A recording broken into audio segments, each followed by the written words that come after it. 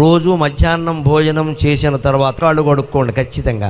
ఆ మగవాళ్ళు కుడికాలి బొటన వేలు మీద, ఆడవాళ్ళు ఎడమకాలి బొటన వేలు మీద వారు పోయిన తండ్రిని కానీ తల్లిని కానీ తలుచుకుని ప్రతిరోజు అమ్మా నన్ను క్షమించు, దీన్ని స్వీకరించు అని ఊరికే ఆ చెంబుతో ఒక గ్లాసుతో ఒక అరగ్లాసు నీళ్ళు ఆ కుడికాలి బొటన వేలి మీద మగాళ్ళు, ఆ ఎడమకాలి బొటన వేలి మీద ఆడవాళ్ళు విడిచిపెడితే పితృదేవతలకి దాహం తీరుతుందండి, దాహం తీరుతుంది. ఇది ఉపనిషత్తుల్లో ఉన్నమాట, నేను సరదాకి చెప్పడం లేదు. కాలి బొటన వేలులో పితృదేవతలు ఉంటారు, ఏ మనిషికి ఆ మనిషికి ఉంటారు.